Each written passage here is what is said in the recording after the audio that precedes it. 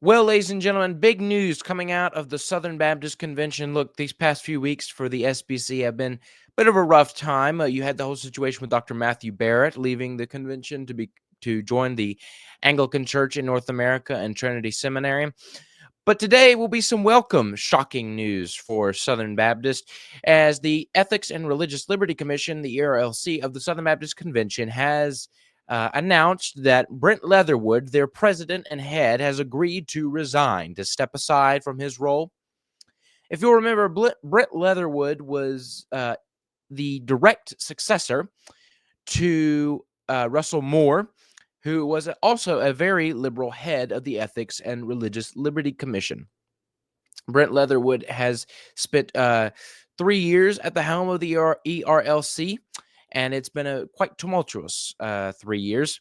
If you'll remember that for the past 2 years of the Southern Baptist Convention, there have been motions brought to the floor to disband the ERLC, to get rid of it, and to defund it.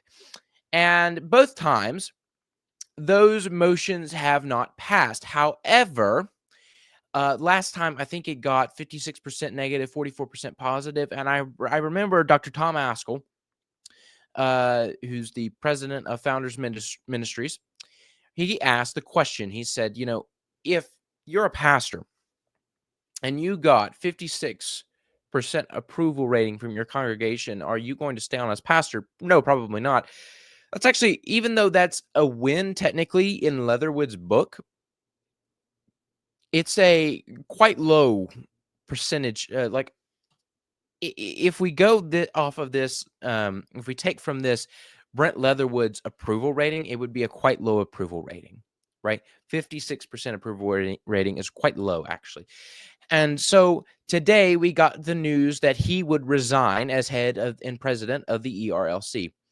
Now, let's look right quick. The Center for Baptist Leadership, which is a traditionalist, particular Baptist group within the Southern Baptist Convention, doing a lot of great work. And they have been covering what's been going on here for quite some time. Oh, I don't want to do that. I want to do that. All right. So, as you can see here, they posted today. Let me actually go to this original post here. They made an article that said the title of that is Brent Leatherwood still needs to resign or be fired. And they say here the ERLC trustees are meeting today and tomorrow. This was posted yesterday, July 30th. At the Center for Baptist Leadership, we stand behind this article from over a year ago. So this was over a year ago. He might be a good man, but he's not a good representative for Baptists. There are a lot of people who will push off Brent Leatherwood or Russell Moore's quite liberal behavior by saying, "Oh, but they're good people, though." Well, that's not in the question. The question is not. The question is not, are they good people? The question is, are they good at their job? You can be a good person and be really bad at your job. So, which Brent Leatherwood and Russell Moore both have been. Remember, Russell Moore was kind of sucking up to Obama there for quite a while. And so Brent Leatherwood also would fall in this category of just not being good at his job. So they say, they're meeting today and tomorrow. We'll see what happens. This is an article they wrote saying that he still needs to resign or be fired. This was last year. I believe that was right after the vote that they posted that last year to, the vote to end the ERLC, which failed. But they put this out, and so they say, they're meeting today and tomorrow. Let's see what happens. We stand by the article. And then they asked this 6 hours ago or so, 9:06 a.m. This was today at 9:06. They say, will there be big news for Southern Baptists today? And of course, you say someone 2 hours ago went ahead and posted the link there. Well, the answer is yes. There would be big news for Southern Baptists today. And the big news would be that Brent Leatherwood would step down. And the ERLC released a press statement announcing this. So let's go ahead and take a look at that, kind of see what's going on here, see what they're saying about Brent Leatherwood stepping down as the ERLC president. Okay, so you see here, this is from the ERLC website. Brent Leatherwood steps down as ERLC president. board names Miles Mullen as acting president. I believe Brent Leatherwood was named acting president after Russell Moore stepped down. So, maybe Miles Mullins ends up being or Miles Mullen, sorry, not Miles Mullins, but Miles Mullen ends up being the new president. Maybe he doesn't. We'll see how this all pans out. But Brent Leatherwood was the acting president before he became president. And as you see, this article was done by Elizabeth Bristow. So it says the Board of Trustees of the Ethics and Religious Liberty Commission of the Southern Baptist Convention today accepted the resignation, so he resigned, accepted the resignation of Brent Leatherwood as president and thanked him for his leadership, dedication, and service to the SBC. Beginning today, Vice President and Chief of Staff Miles Mullins will be leading the ERLC as acting president.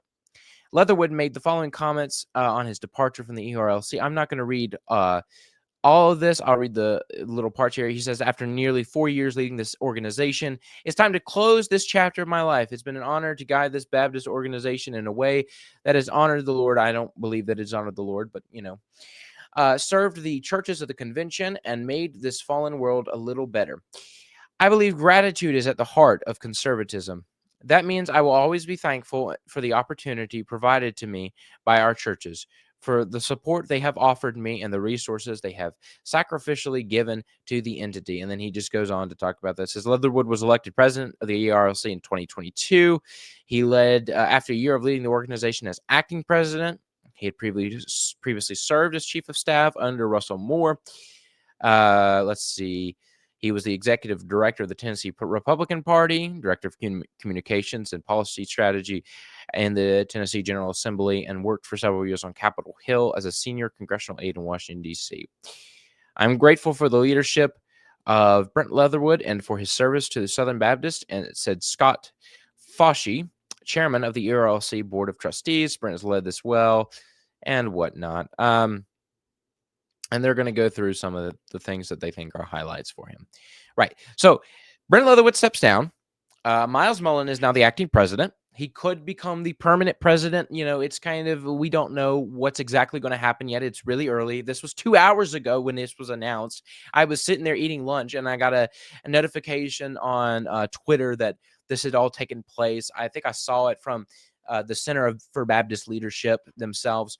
So Brent Leatherwood steps down, and he had a quite tumultuous 3 years, as I said.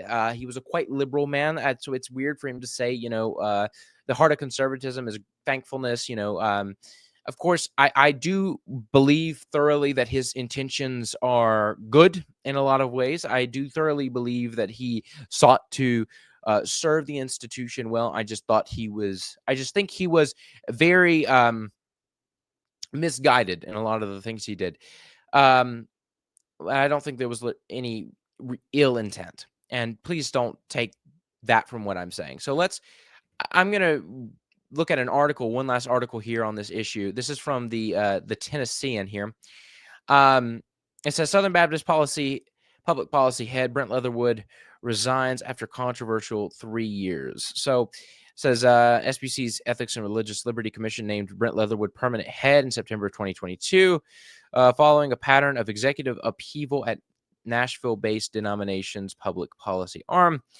Vote at SBC annual meeting in June in Dallas to abolish the ERLC failed by 56%, signaling overall declining confidence in Leatherwood's leadership. And that's kind of what I was getting into earlier. A pastor does not stay after getting a 56% approval rating. Leatherwood faced criticism from opposition conservative faction that has sought to pull denomination to the right, including over issues like abortion, gun reform, and immigration. Yes, this is what I'm saying. He was quite liberal in a lot of ways. So just seeing how he's kind of being painted in the public media. See, Leatherwood's departure, this is what I was talking about. Leatherwood's departure follows a pattern of upheaval at the ERLC, which is the smallest of 12 major SBC-affiliated agencies called entities. Leatherwood's two predecessors, Richard Land and Russell Moore, left amid controversy.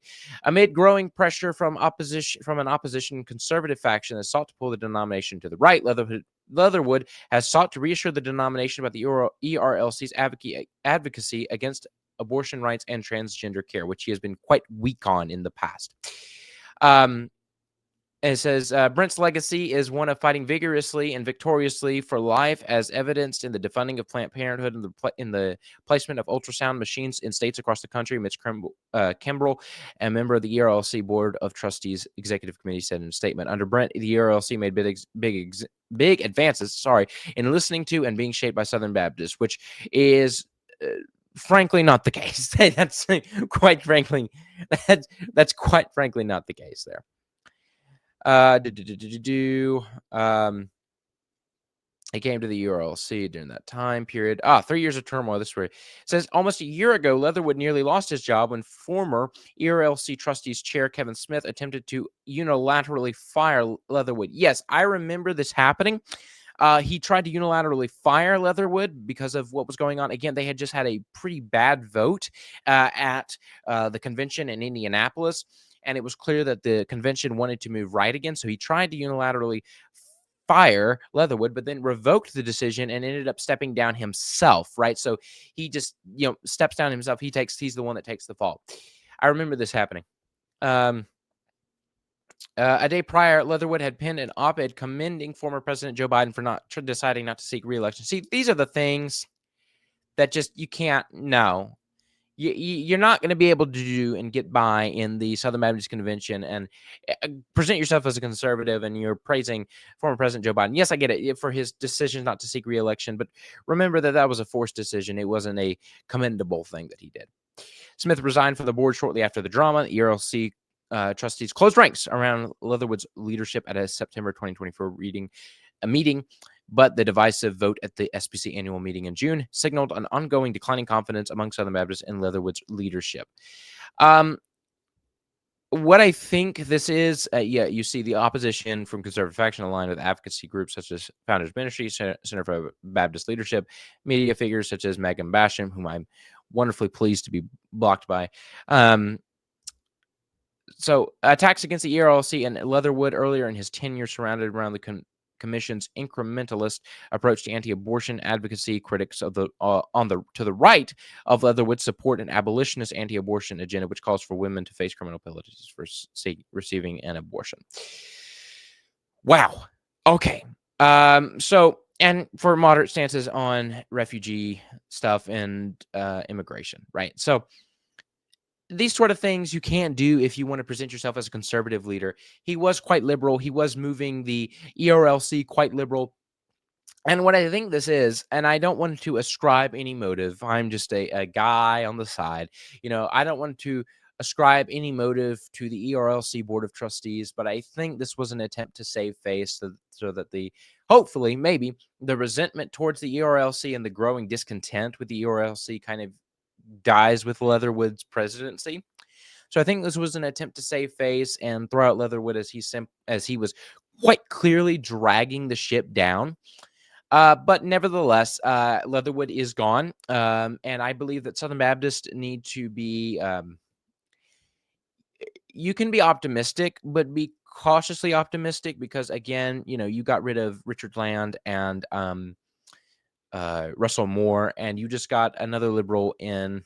Got another liberal in Brent Leatherwood, and so I think you should be cautiously optimistic. I still think the ERLC has problems. I still pray that Southern Baptists like Tom Askell and William Wolf and the Center for Baptist Leadership will continue to push for conservative leadership in the ERLC. That is kind of my thoughts on it. Brent Leatherwood has resigned, and I want you to know that I'm praying for Southern Baptist and for the Southern Baptist Convention. The only reason that the South hasn't gone as liberal as it could have is because of the presence of a strong conservative mainline. I wouldn't say it's theologically or confessionally strong. I will pray for the continued confessional drift of the Southern Baptist Convention. I do. I grew up in the Southern Baptist Convention. I appreciate the Southern Baptist Convention. I hope that the Southern Baptist Convention will be the conservative, orthodox, and confessional Baptist denomination, mainline Baptist denomination in America. as it was before. So I hope that that's the case, that they can move back towards confessionalism, start to move back towards orthodoxy and enforcing orthodoxy in its churches, as right now the convention is rather weak in leadership. So I will continue to pray for that within the convention. So, and I appreciate the convention and all that it's done. Obviously, I do appreciate the convention. So, um, thank you all for watching, listening to what I have to say. My name is Isaiah Presley Lafone. Again, thank you for listening. And make sure to leave a like and subscribe if you haven't yet. And make sure to leave a comment down below telling me what your favorite part of the video was. And share this video if you find it helpful. All right, ladies and gentlemen, I will see you tomorrow to talk about Matthew Barrett's move to Anglicanism with Father James, barely Protestant on X. And it's going to be a great video. So I can't wait to see you there.